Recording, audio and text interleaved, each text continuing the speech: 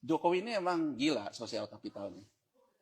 Jadi kalau kita buka Google yang scholars, yang buat orang nulis-nulis jurnal, kan dia bilang pegangan ke bahunya giant, ya kan, untuk berlindung kan. Jokowi ini dia giant. Karena dalam artian apa? Apa aja yang keluar dari Jokowi orang percaya. Ya kan? Apa aja yang keluar dari Jokowi. Used to be, Pak. Used to be.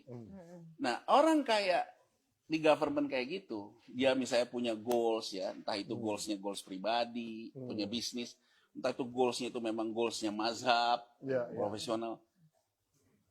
Berada berlindung di atas, di belakang bahunya Jokowi, itu akan mengakibatkan orang mencapai goalsnya. Harapannya itu ya. Ya begitu. Nah, jadi menurut saya Sri Mulyani pun sama. Ini pandangan saya ya, analisa saya ya. Dia perlu analisa giant saya, dia perlu giant gitu ya, yang memang untuk ngejar goalnya dia. Untuk ngejar goalsnya dia, gitu ya. Sehingga akhirnya dia men-serve lah dengan baik dan menjadi. Dalam kata lain, apa yang Pak Jokowi mau dikasih. Ya, saya ada satu orang Bang Pompi yang ngomong ke saya. Dia ngomong ke saya, dalam politik di Indonesia itu, jadi lo orang Jawa. Jalankanlah politik Jawa. Ya kan? Nah, ini kan politik Jawa. Ya kan? Bagaimana kita tidak, ya kita ini gitu, tapi goals kita tercapai. Menurut saya itu yang terjadi ya. Itu yang terjadi, dia melakukan segala macam. Tapi dia tahu bahwa problem-problem ini akan datang. Nah, sekarang isu yang dikatakan oleh banyak pihak, ya yang mungkin dekat juga sama Sri Mulyani, bahwa Sri Mulyani akan mengundurkan diri gitu ya. Dua sih saya ngelihatnya. Satu, memang dia takut pada akhirnya. Takut? Kenapa takut? Governance. Dia Coba sekarang. exit pada saat situasi jelek. Sekarang gitu, gini. Itu ya? Maksudnya takutnya? Dia Nggak, berpolitik gini. kesannya. Kita nggak usah ngomong Sri Mulyani dulu. Sekarang deh, gitu ya. Begitu kemarin Menteri BUMN, ya kan, Erick nggak jadi cawapres, dan kemudian sinyalnya malah digencet gara-gara dia juga ngebuzer Gibran kan katanya itu kalau kita baca di rumors-rumors. Yang namanya dirut-dirut BUMN begini. Karena yang melakukan, yang ngeluarin duit itu siapa? Yang ngeluarin duit itu kan dirut BUMN. Ibaratnya kalau dia jatuh, gua duluan yang masuk ke dalam persoalan-persoalan governance gitu. Ya kan? Nah, sama juga kan kalau kita ngelihat nih soal bansos, mensosnya nggak dilibati. Kemudian semua harus cash cepat segala macam. Ini kan soal governance pada akhirnya. Kalau saya masih pede bahwa tenang aja lah, Jokowi sosial kapitalnya gede. Apa aja dari Jokowi pokoknya aman. Kepercayaan itu kan turun sekarang. Sangat Tingkat turun. kepercayaan itu turun. Sangat turun. Nah, menurut saya karena tingkat kepercayaan Jokowi sebagai giant untuk saya mulai goyang lah. Goyang. Isu mundur menurut saya nggak istimewa. Kalau saya jadi dia juga gitu daripada saya juga pada akhirnya jatuh barengan. Cut loss lah ya. Cut loss aja gitu. Saya cut loss aja. Ya kan, cut loss aja dalam artian udahlah saya nggak ikut.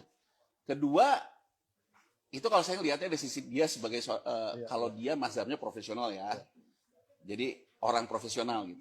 Tapi kita ini kan nggak ada yang murni profesional. Setiap orang tuh punya intensi politik lah. Intriknya ada. Ada intensi politik, cuman bedanya ada orang berpolitik praktis, ya kan? Ada orang yang berpolitik secara benar.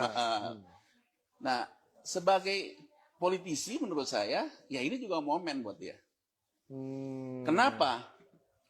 Kalau kita putar ulang tahun 98, ya 97. Bintangnya dulu belum ada musim podcast ini. Dulu musimnya kan talk show. Ya.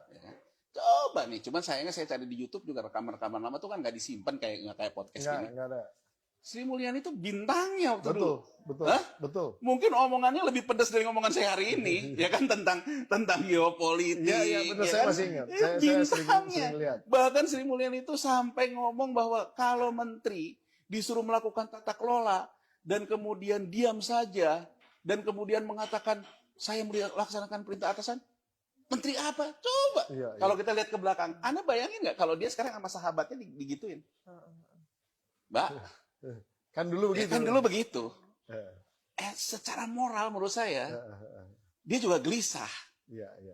Ya kan, secara moral dia gelisah gitu, karena dia pernah mengatakan, kalau lu punya pemimpin, jadi dia lebih pedas daripada lu, saya. Filter aja, saya belum terlalu pedas. Jadi kalau dia Ini masih datar-datar, masih logis. Masih. Kalau dia udah masuk ke dalam itunya. Lebih dia ngomongin geopolitik, ngomongin apa kan, sama aja gitu ya. Jadi artinya kan, makanya kan ada orang kan, pendapat itu tergantung posisi kan, gitu. Ada juga yang ngomong gitu kan. Pendapat itu tergantung posisi. Tapi kan bayangin gitu, orang-orang yang dekat sama Sri Mulyani, ya misalnya kita sebut deh yang rame mengatakan Sri Mulyani mundur itu kan Bang Faisal Basri. Iya. Bang Faisal 98 juga bintangnya. Betul juga. Tapi Bang Faisal sampai sekarang memang masih tetap di panggung demokrasi kan. Iya. Kita nggak tahu apa yang dikatakan Bang Faisal ke Sri Mulyani, karena kan temannya juga. Iya.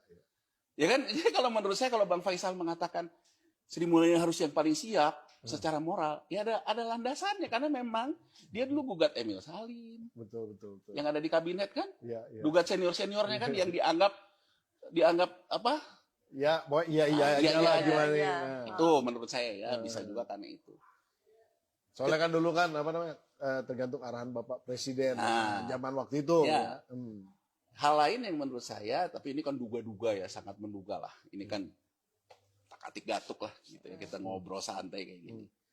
Bisa juga dia memang sudah melihat sinyal bahwa doomsday skenario seperti yang terjadi di Asia tahun 97-98 memang akan dilakukan. Nah kan kalau akan dilakukan kan lebih baik saya selalu dikenang di zaman saya Husnul bagus. Husnul Khotimah. Semua orang kan mau Husnul Khotimah. Itu ya. Tapi ada juga sih yang bilang ke saya, jangan-jangan memang dari IMF-nya nyuruh dia mundur untuk memicu, ya kan? Untuk memicu isu besar. Untuk memicu isu besar. Ya kita nggak tahu yang mana yang terjadi gitu ya. Cuman kalau saya lihat kan kelihatannya dari statement Pak Luhut, kalau Sri Mulyani enggak, saya udah tanya segala macam. Pemerintahan Jokowi pun kelihatannya ketakutan. Ketakutan berada dalam persepsi yang kemudian akan menghantam nilai tukar. Kalau dia mundur, ada orang yang bisa gantiin posisi Sri Mulyani? Kalau yang gantiin sih banyak ya. Cuman tapi dengan sekaliber dalam konteks kepercayaan globalnya lah ya. Global yang serem Itu yang malah ya. Gini, kalau dia mundur, diganti ya. Pemerintahan yang ada sekarang, Jokowi dan juga semua pendukungnya, buzzernya lah. Mungkin buzzer kalau di TikTok menang gitu. Iya. Tapi kalau ngomong di Wall Street Journal, nanti Sun nggak laku-laku juga gitu. Dihajar gitu di komunitas marketnya, nggak bisa menguasai persepsi, kan hancur. Jadi kalau menurut saya, orang bisa bilang bahwa wah ini orang udah terlalu lama, ini orang udah kayak kerajaan sebagainya. Tapi suka nggak suka, ini orang media darling untuk di pasar keuangan. Orang yang punya persepsi, kalau gua ngomong gini, lu siapa sih? Iya. Benar. Tapi kan kalau Sri Mulyani itu udah walk the talk. Iya. Walk the talk, orang menganggap bahwa dia influencernya lah. Nah, influencernya. Jadi ya gue juga sebetulnya mau ngomong ya nggak usah takut, tapi ini fakta juga. Ini fakta juga karena itu tadi yang saya bilang, selalu bermain di isu, selalu bermain di floating. Ya kan? Nah, kalau isunya misalnya katakan saja pasar keuangannya juga udah nggak suka sama dia, ya baik-baik saja. Nggak akan ada apa-apa. Jadi kalau menurut saya sih, dengan dramanya yang ini diomongin segala macam, ya kalau kata saya sih, mungkin dia juga menunjukkan kekuatan dia ya.